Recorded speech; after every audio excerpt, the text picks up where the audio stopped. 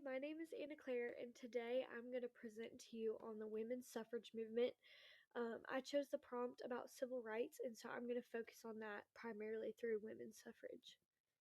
Some history on this. Women at the time of this movement were really um, expected to be in their homes, taking care of their families, and really that was their only responsibility, their only job, because the man was the one who went out and worked and made all of the money. And because of that, women started to get feeling as if they weren't a real citizen because they couldn't vote, because they couldn't do all of these things that a normal American could do.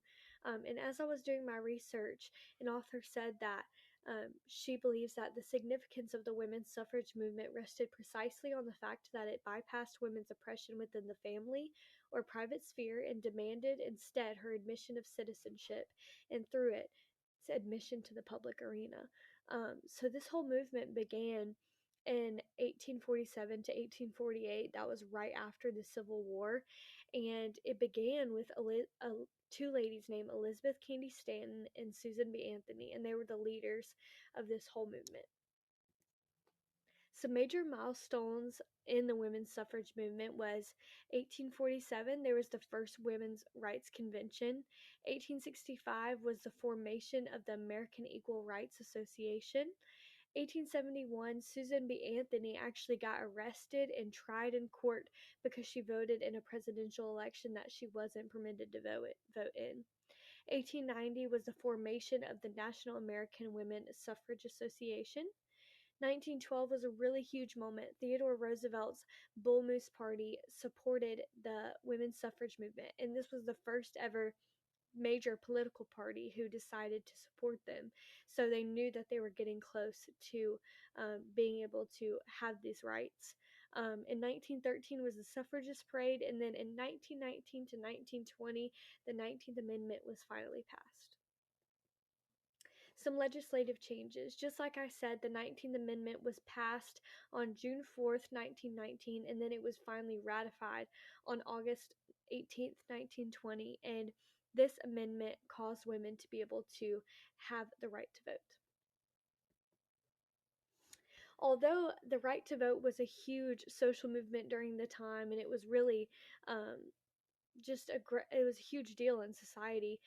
There were other social movements that were very important and just very essential in shaping the world that we live in today and how women are treated. And that is the racial justice movement. This began through a Black women's club movement that was started by a lady named Ida B. Wells. She saw that women were getting the freedom to do all these kind of things like vote and really be a citizen of the United States, but she saw that Black women were still being segregated and didn't have those rights. So she started this movement so that Black women could have the same rights as white women. There was the fight for labor and workplace equality for women to be able to go out and do the jobs that they've always desired to do instead of just staying within the home. And then, of course, having the right to vote. So, how did this impact our current society? We see that women are really empowered to do most, if not everything, that a man can do. We can go in the military, we can go be an entrepreneur, we can be an engineer, we can do be a doctor, we can do all these different things that in the past before this movement we wouldn't be able to do. And through that, we can also see that Ida B. Wells' movement was successful because she paved the way for Black women to be able to have the same opportunities as white women do. And we see that all in society now, which is really incredible.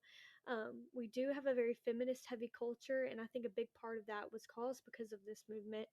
And then now women have a voice to stand up for what they believe, where before they might have been looked over or not really listened to, but now women really do have power in their voice in saying what they desire. And so I think this whole movement was really just very important part in just creating equality for women in our country.